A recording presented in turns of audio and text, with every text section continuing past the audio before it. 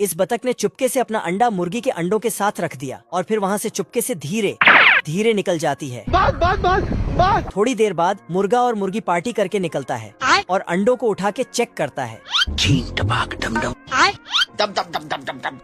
फिर सभी अंडों में गुदगुदी करने लगती है, जिससे बच्चे बाहर आने लगते हैं। मुन्ना है मुन्ना मुन्ना। लेकिन एक अंडा से काला बतख निकल जाता है। कुछ न कुछ तो गड़बड़ जरूर है। जिसके बाद मुर्गा और मुर्गी के बीच झगड़ा शुरू हो जाता है। बाबू आप क्लियर कर लो यार। नहीं आप क्लियर कर लो, बहुत हो गया यार। ये दोनों का वर्ल्ड वॉर चालू हो गया। हम्बा हम्बा रम्बा रम्बा कम्बा कम्बा। तभी बतख एक चिट्ठी देता है। इसे पढ़ने के बाद वर्ल्ड वॉर 2 चालू हो जाता है। उठा के पट्टू का। तभी मुर्गी ने मुर्गा को एक थप्पड़ दे दिया।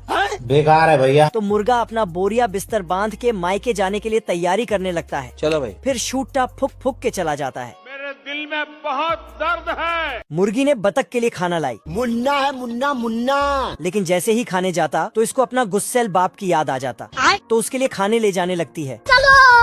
इधर मुर्गा बीड़ी पी रहा था। अच्छा। बतख इसके लिए खाना लाती है, लेकिन इसने इसको लात मार के भगा दिया। तभी मोहल्ले के मुर्गियाँ आके सारा खाना खा जाती है।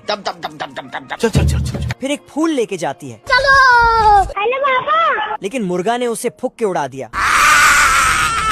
मैं मरी जाऊंगा भगवान। बतख दुख में एक खत लिखती है और उस खत को मुर्गे के टांग में लटका के चली जाती है। साला ये दुख का खत्म नहीं होता बे। अपनी दुख भरी जिंदगी से दूर जाने लगती है। तभी दूसरे बच्चे उसे रोकने लगता है, ऐसा मत करो मेरी जान। पर बतख नहीं रुकता अरे बाप रे क्या कर रहे हो तुम? और पानी में कूद देती है। मुर्गा ने जैसे ही खत देखा, ओ भाई ये क्या है? फिर उसे निकाल के पढ़ने लगता है। पढ़ने के बाद इसको पता चलता है कि मैं मुर्गा नहीं बल्कि गधा हूँ। मुर्गा दौड़ के जाता है और उसके पीछे मुर्गी भी। यहाँ आते ही बच्चे बोलता है, ये क्या हो गया?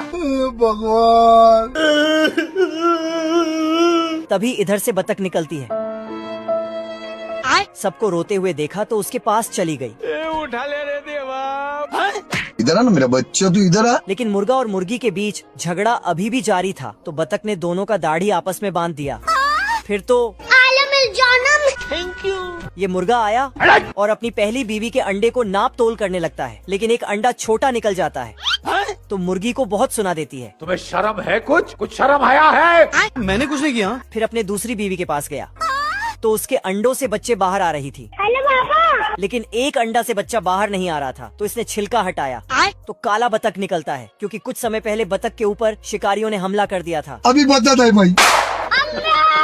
इसलिए भागते भागते आके मुर्गी के अंडों में छिप जाती है। बाल बच गया रे देवा। जेरी अपने शातिर बुद्धि से हाथी के बच्चे को पेंट करके